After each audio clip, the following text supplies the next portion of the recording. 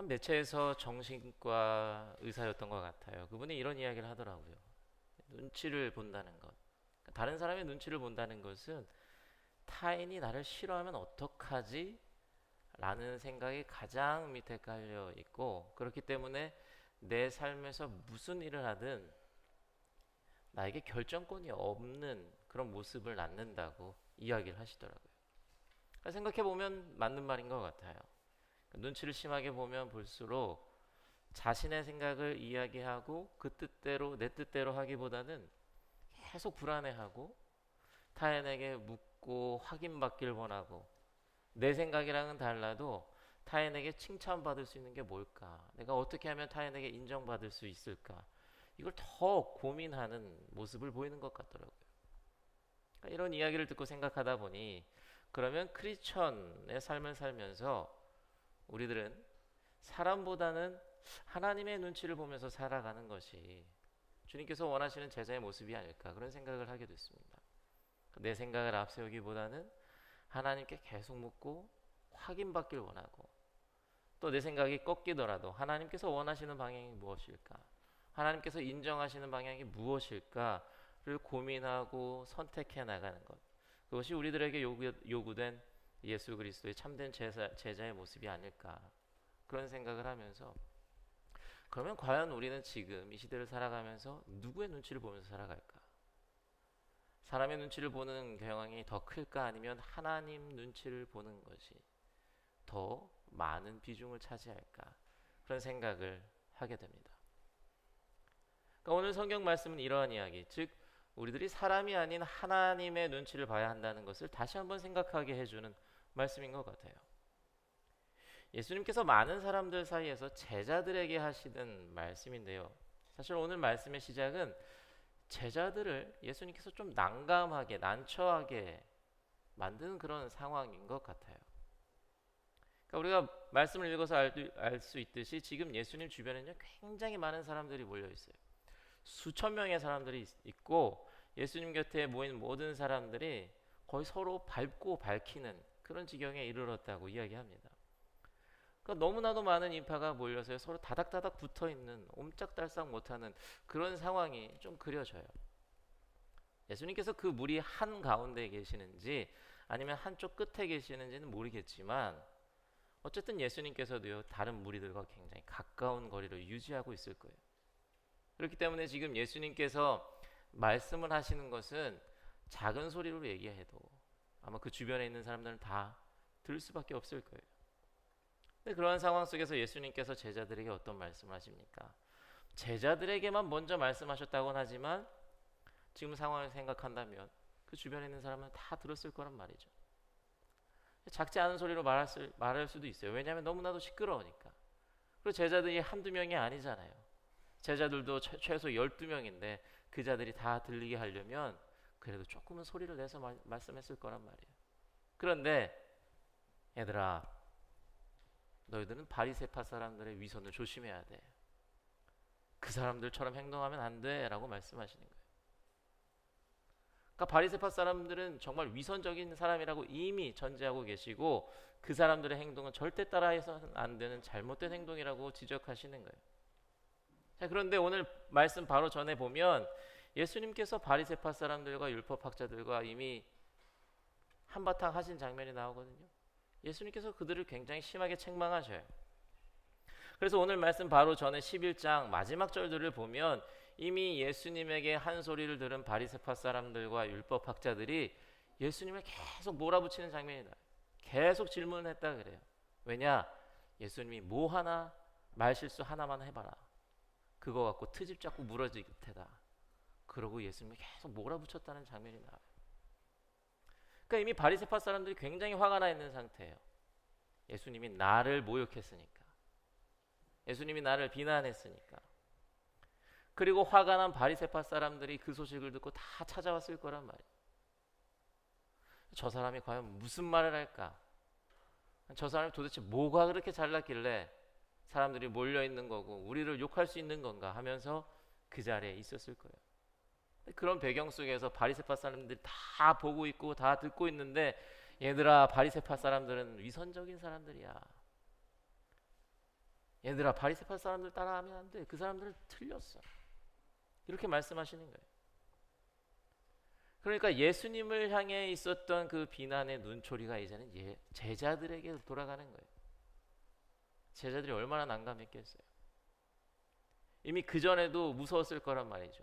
예수님이 막 심하게 책망하시는데 옆에서 듣고 있던 제자들이 바리새파 사람들이 우리들을 또 욕하면 어떡하지? 우리들에게 돌이라도 던지면 어떡하지? 우리에게 불똥 튀면 어떡하지 하면서 걱정했을 거예요. 근데 지금은 이제 예수님에게 향했던 이목이 자신들을 향하잖아요. 예수님 그만 좀 하세요. 꼭 그렇게까지 말씀하셔야 돼? 저 사람들 다 듣잖아요. 이제 우리한테 뭐라고 할 것 같단 말이에요. 무서워 죽겠어요. 예수님 좀 그만 좀 하세요. 나 이제 예수님이랑 같이 안 다닐래요. 이랬을 수도 있어요. 근데 예수님께서는요, 제자들의 그 난감한 상황은 하나도 생각해 주지 않는 것 같아요. 예수님은 거기서 말씀을 멈추지 않으셔요. 사람들 앞에서 다시 한번 말씀하시죠. 내 친구인 너희들에게 말한다 하면서 다시 한번 나와 이 제자들은 너무나도 가까운 사람들이고, 어쩌면 바리새파 사람들은 저 제자들도 예수님이랑 똑같은 생각을 갖고 있겠구나라고 생각하면서 그 바리새파 사람들 눈초리를 받는 제자들은요, 굉장히 난감했을 거예요.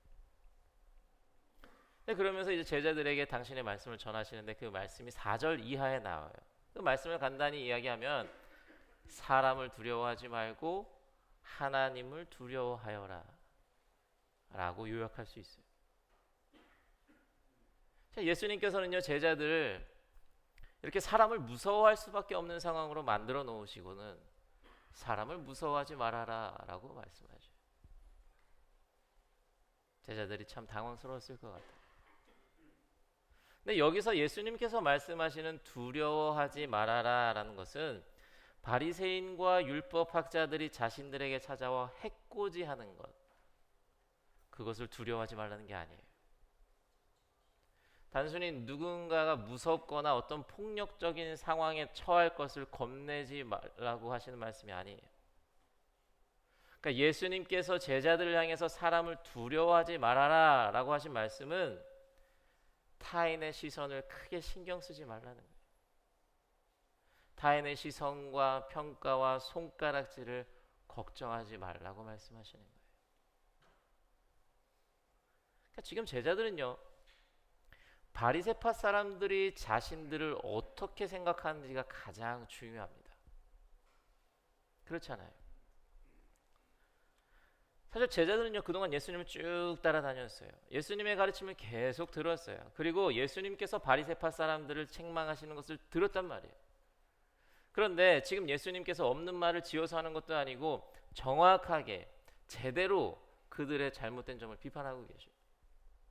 그런데 제자들은 그러한 예수님의 옳은 말씀을 듣고도 예수님과 같은 생각을 하지 못합니다. 예수님의 말씀을 듣고 자기들의 나름대로의 생각을 갖고 있는 것도 아니에요. 그저 바리새파 사람들이 지금 어떠한 기분을 갖고 있을지만 생각하고 있어요. 그러니까 예수님께서 하신 말씀이 중요하지 않아요. 예수님의 생각도 중요하지 않아요. 그렇다고 예수님의 말씀을 듣고 내 나름대로의 믿음을 갖고 생각하지도 않아요. 그냥 예수님의 말씀을 듣고 기분 나쁠 바리새파 사람들만 중요해요. 예수님을 그렇게 따라다녔음에도 불구하고 예수님의 말씀이 옳은 것은 머리도 알면서도 바리새파 사람들의 감정만 중요해요. 그러다 보니 그 두려움, 타인의 시선만을 의존하는 그 두려움이 예수님의 말씀이 그들 안에 들어오는 것도 막아버리고요, 자신의 믿음의 기준에 맞추어서 자신이 생각할 수 있는 길 역시 막아버리게 되는 거예요. 그러다 보면 결국 나의 삶의 길을 인도하는 것이 하나님도 아닙니다. 말씀도 아니에요. 그렇다고 해서 내가 주도적으로 그 길을 만들어가는 것도 아닙니다. 그 두려움은 나의 삶의 많은 부분을 단지 타인에게 맞추게 하는 거예요. 그러니까 그런 두려움은요, 내가 말씀의 사람이 되는 걸 방해합니다. 하나님께서 보시기에 선한 사람이 되는 길도 막아버려요. 오로지 타인에게 잘 보이기 위한 삶을 만들어가는 거예요. 그렇다고 이웃을 사랑하는 행동도 아니라고요. 그저 저 사람이 싫어하면 어떻게 할까? 그 사람이 나를 욕하면 어떻게 할까? 그냥 눈치만 보면서 무서워하는 거예요. 그렇기 때문에 예수님께서는 사람을 두려워하지 말라고 말씀하시는 거예요. 저 사람들이 너를 해코지 할 거야. 너에게 돌멩이 던질 거야. 내가 막아줄게. 두려워하지 마. 이게 아니라 지금 타인을 신경 쓰는 그 두려움이 진리를 가리고 하나님을 보지 못하게 막고 말씀이 너희 안에 들어오는 것을 막아버리니 그들을 두려워하지 말아라 라고 말씀하시는 거라고요. 두렵기 때문에 할 말을 하지 못하고, 두렵기 때문에 진실을 말하지 못하고, 두렵기 때문에 들어야 할 것을 듣지 못하니까 예수님께서 말씀하시는 거예요. 그렇게 사람을 두려워하지 않아야 말씀과 믿음의 길을 열어둘 수 있기 때문인 거예요. 자, 이런 걸 생각하다 보면요, 어쩌면 위선이라는 것이 이러한 두려움에서 시작했는지도 모르겠어요. 어떻게 보면 성경 안에서 바리새파 사람들과 율법학자들이 가장 큰 두려움을 갖고 사는 사람일 수도 있겠다라는 생각이 들어요. 그러니까 자신을 바라보는 많은 시선들이 있잖아요. 늘 그것을 신경 쓰면서 살아야 되는 거예요. 그러니까 더욱더 그 사람들한테 맞춰주는 거예요. 겉에 보이는 것에 더 신경을 쓰는 거예요. 그러니까 점점 위선적이 돼버리는 거예요. 그들은 다른 이스라엘 사람들에게 존중받아야 되고요, 존경받아야 돼요. 그러니까 계속 겉에 보이는 것, 거치장, 거칠이가 중요한 거예요. 사람들에게 좋은 평가를 받아야 하잖아요. 늘 앞에 있는 사람이니까. 자신의 실수도 인정하지 못해요. 드러낼 수도 없어요. 거짓말을 해야 돼요. 점점 위선적으로 변해가는 거예요. 처음부터 위선적이지 않았을 거란 말이죠. 그러니까 예수님께서 바리새파 사람들을 보면서 제자들에게 말씀하시는 거예요. 저 사람들의 위선을 조심해야 된다. 그 위선을 갖지 않기 위해서는 사람을 두려워하지 말아라 라고 말씀하시는 거예요. 그러니까 오늘 이 말씀은요, 오늘날 우리들을 향해서 하시는 하나님의 말씀일 수도 있을 것 같아요. 말씀을 따르는 삶보다 타인의 평가가 더 중요한 모습을 가진 자에게, 하나님의 진리가 나를 움직이는 것이 아니라 타인의 시선과 타인의 평가가 나를 움직이게 하는 자에게 사람을 두려워하지 말라고. 그것은 어쩌면 위선의 길로 가는 길이 될 수 있다고 사람을 두려워하지 말라고 말씀하시는 거예요. 만약 우리들의 삶에 있어서 중요한 것이 타인의 시선과 평가라면 우리 역시 율법학자와 바리새파 사람들과 다르지 않을 수 있어요. 우리들도 위선의 길을 조금씩 걸어가고 있는 거예요. 생각해 보세요. 지금 나의 모습 가운데 위선적인 모습이 있을 수도 있습니다. 나의 세상에서는 삶은 물론이고요, 교회 안에서의 삶도 물론이고, 하나님은 아시는데 저 사람은 속일 수 있는, 하나님은 아시겠지만 저 사람은 모를 만한 그런 위선적인 모습이 있을 수도 있어요. 그런데 만약 그렇다고 한다면요, 그 위선을 자책하고 부끄러워하기 전에, 그 위선을 갖고 회개하기 전에 내가 지금 하나님이 아닌 사람을 두려워하고 있는 것은 아닌지, 내가 나를 규정하는 것이, 지금 나를 만들어가는 것이 나도 아니고 하나님도 아니고 말씀도 아니고 믿음도 아닌 타인은 아닌지, 그것을 먼저 점검해 보시기 바랍니다. 그래서 혹시라도 내가 사람을 두려워하고 있다면 그 두려움의 방향을요, 하나님에게로 돌리는 여러분들이 되시기 바랍니다. 그것이 예수님의 말씀을 따르는 삶의 모습이에요. 오늘 분명히 예수님께서 말씀하시잖아요. 사람을 두려워하지 말고 하나님을 두려워하여라. 그러니까 우리가 두려워해야 할 대상은 하나님이시라는 것을 예수님께서 분명히 말씀해 주고 계셔요. 어릴 적에는요, 하나님을 두려워해라 그러면요, 참 무섭게 느껴졌거든요. 죄를 지으면 벌 받겠구나, 내가 잘못하면 하나님은 언제든지 벌할 수 있는 분이구나, 하나님 너무 무섭다. 그래서 항상 실수하지 않으려고, 죄를 짓지 않으려고 노력을 하면서 살았던 것 같아요. 그래야지 벌 받지 않은 거니까. 그래야지 행복할 수 있으니까. 그래서 어렸을 적에는요, 하나님을 두려워하라라는 말이 나의 행동을 더 올가매고 나의 마음을 더 불편하게 만들었었던 것 같아요. 그렇지만 여기서 예수님께서 말씀하시는 하나님을 두려워하라라는 말은요, 하나님의 힘이나 하나님의 진노하심이나 하나님의 벌하심을 생각하면서 두려워하라는 것은 아니죠. 하나님을 두려워하는 것은요, 하나님께서 우리를 향해 품고 계신 그 마음을 생각하면서 하나님을 경외하는 것을 말하겠죠. 하나님을 공경하면서 두려워하는 거예요. 경외하는 거. 그러면 하나님을 두려워하면 우리들은 무엇을 기대할 수 있게 됩니까? 우리들은요, 계속해서 믿음의 잣대로 우리들을 돌아볼 수가 있어요. 하나님을 경외하는 그 순간. 우리들의 행동이 과연 하나님의 눈이 나를 보고 눈이 나를 보고 계심을 의식하면서 행동하는지, 하나님의 평가가 사람의 평가보다 중요하다고 믿고 행동하는지, 하나님 앞에서 그리고 사람 앞에서 위선 없이 거짓 없이 정직하게 살려고 노력하는지 우리들의 삶을 돌아보게 만들어줍니다. 그래서 하나님을 경외하십시오라는 말은요, 하나님께서 지금 내 앞에 계신 것처럼 생각하고 행동하십시오 라고 바꿔서 이야기할 수 있을 거예요. 여러분, 하나님을 두려워하시고 하나님을 경외하시면서 살아가십니까? 바라옵기는요, 내가 무엇을 하든지, 내가 어디에 있든지, 내가 무엇을 듣고 내가 무엇을 보든지 항상 하나님을 경외하는 삶.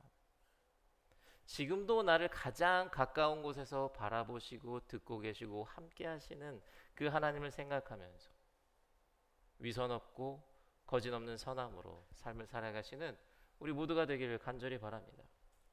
왜냐하면요, 사람을 두려워하는 삶과 하나님을 두려워하는 삶에는요, 분명히 큰 차이가 있기 때문이에요. 여러분, 사무엘상 15장을 보면 사울왕이 아말렉과 전쟁하는 장면이 나옵니다. 당시 하나님께서는요, 분명히 사울왕에게 아말렉을 진멸하라고 말씀하셨어요. 모든 것을 다 쓸어버려. 그런데 사울은 좋은 가축들을 남깁니다. 왕도 살려둬요. 그 모습을 보고 사무엘이 꾸짖습니다. 그랬더니 사울이 하는 말이 뭐냐면, 내가 죄를 지었습니다. 주님의 명령과 예언자께서 하신 말씀을 어겼습니다. 그 다음에 뭐라고 얘기하냐면, 내가 군인들을 두려워했습니다. 그들이 하자는 대로 하였습니다. 개역개정에서는요, 내가 백성들을 무서워했습니다. 두려워했습니다 라고 나요.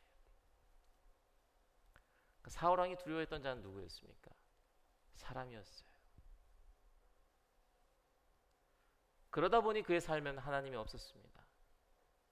말씀을 들어도요, 명령을 들어도요, 그 말씀대로 살아가지 않았어요. 사울왕은 하나님의 명령보다 사람들의 평가가 더 중요했고 더 무서웠어요. 하나님의 음성보다 백성들의 말소리에 더 귀를 기울였어요. 그러다 보니 사울왕은요, 하나님께서 그를 그 자리에 앉히셨지만 하나님께서 그를 다시 내려오게 만드셔요. 더 이상 함께하지 않으셔요. 하나님의 영이 그를 떠나갑니다. 반면 사울왕을 이어서 왕 위에 오른 다윗은 어떠했습니까? 다윗은요, 골리앗 사건만 봐도요, 얼마나 하나님을 경외하는 자인지 알 수 있잖아요. 하나님의 이름을 모욕하는 자 앞에 화가 나서 그 분노를 참지 못하고 하나님 대신하여서 마치 분노하는 것처럼 나와 싸우잖아요. 그런 다윗이 하나님을 얼마나 두려워하는지 보여주는 사건이 하나 있는데요. 여러분들 잘 아시는 사건이에요. 밧세바 사건입니다. 밧세바 사건으로 굉장히 심각한 죄를 짓죠. 그때 나단 선지자가 와서 바울에게 그 잘못을 이야기해줘요. 그때 다윗이 어떻게 행동합니까? 어떤 변명을 합니까? 어떤 핑계를 댑니까? 아니요. 바로 고백해요. 뭐라고 고백하냐? 내가 하나님께 죄를 지었습니다 라고 고백해요. 밧세바에게 죄를 지은 것도 맞습니다. 그의 남편 우리아에게 죄를 지은 것도 맞아요.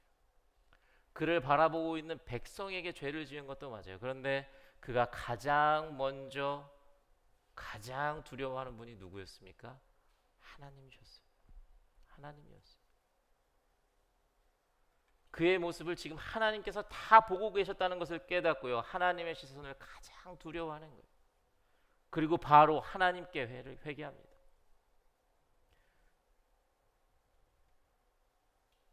그가 죄를 지은 거 덮어지진 않았어요. 그것에 대해서 분명한 벌을 받았습니다. 죄의 대가는 피할 수 없었어요. 그렇지만 다시 정신 차리고 누구를 경외해야 되는지, 누구를 두려워해야 되는지 알았던 다윗에게는요, 하나님께서 끝까지 함께하여 주셨어요. 죄를 지었음에도 불구하고, 끔찍한 죄를 지었음에도 불구하고 다시금 하나님을 경외하는 자리에 나아갔던 다윗에게는요, 하나님이 끝까지 함께해 주셨어요. 이러한 차이, 하나님께서 끝까지 함께 하시느냐 그렇지 않느냐의 차이는요, 누구의 눈치를 보느냐에 있는 거예요. 누구를 두려워하느냐로 결정이 나는 거예요. 여러분, 지금까지 부어주신 하나님의 은혜로 만족하시고 더 이상 받지 않으셔도 됩니까? 하나님이 오늘 여러분들 떠나셔도 괜찮아요? 아니잖아요.